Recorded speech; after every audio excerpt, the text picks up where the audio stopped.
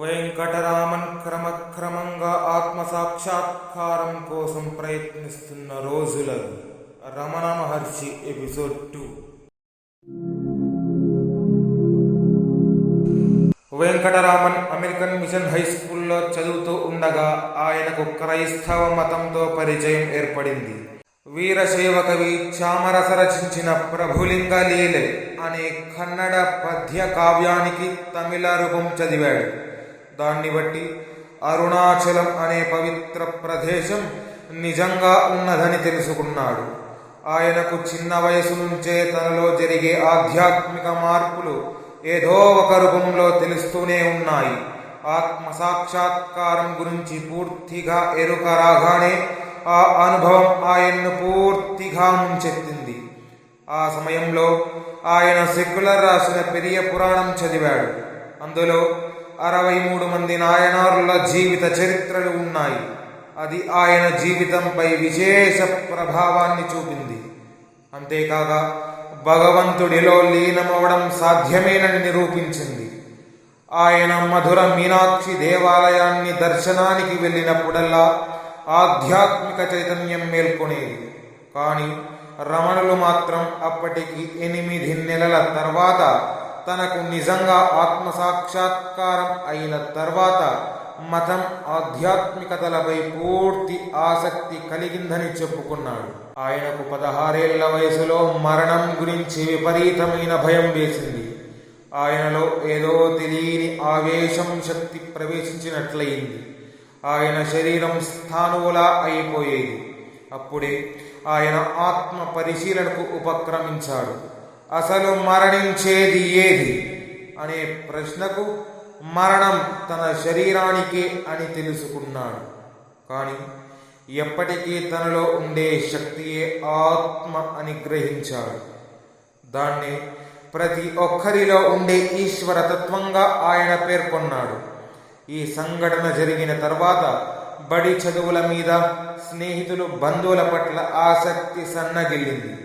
దేవుడు అకస్మాత్తుగా వచ్చి తన ఎదుట వాలుతాడని తలుస్తూ బడిలో పరధ్యానంగా కూర్చునేవాడు.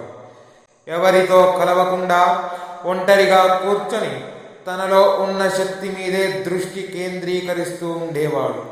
ప్రతిరోజు మీనాక్షి అమ్మవారి గుడికి వెళ్ళి నటరాజస్వామిని, 63 మంది నాయనార్ల విగ్రహాలను చూస్తూ వారు చూపిన భక్తి భావాలు తనకు కూడా కలుగజేయమని, వారి మీద చూపిన అనుగ్రహం తన మీద కూడా చూపమని భగవంతుడిని వేడుకుంటూ ఉండేవాడు. తన కుటుంబ సభ్యులు సన్యాసం స్వీకరించడానికి ఇష్టపడరని తెలుసుకొని సోదరునితో తాను ప్రత్యేక తరగతులకు హాజరవుతున్నానని చెప్పి 1896 ఆగస్టు 29 నాడు రైలెక్కి సెప్టెంబర్ 1న తిరువణ్ణామలైకి చేరుకున్నాడు వెంకటరామన్.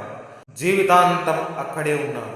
తిరువణ్ణామలై చేరుకున్న వెంకటరామన్ మొదటగా అరుణాచలేశ్వర దేవాలయాన్ని సందర్శించాడు. మొదటి కొన్ని వారాలు అక్కడ ఉన్న 1000 లింగాల మండపంలో బస చేశాడు. తర్వాత గుడిలోనే వేరే చోట్లకు మారాడు.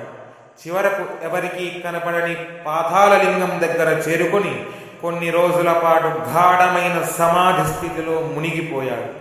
ఆ స్థితిలో ఆయనకు అక్కడ ఉన్న క్రిమి కీటకాలు శరీరాన్ని కుడుతున్నా, రక్తం త్రాగుతున్నా తెలియలేదు. చివరికి ఆలయంలో ఉండే శేషాద్రిస్వామి ఆయన్ను గమనించి కాపాడటానికి ప్రయత్నించాడు.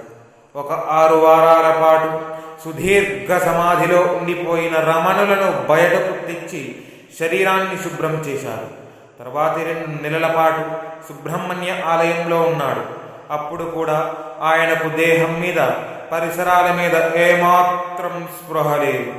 ఆయన ఆకలితో అలమటించకూడదని ఆహారం కూడా నోటి దగ్గరకు తీసుకెళ్లి తినిపించేవారు. 1897 ఫిబ్రవరి నాటికి ఆయన తిరువణ్ణామలై చేరుకొని 6 నెలలు దాటిన తర్వాత అక్కడికి 1 మైలు దూరంలో ఉన్న గురుమూర్తం దేవాలయానికి చేరుకున్నాడు.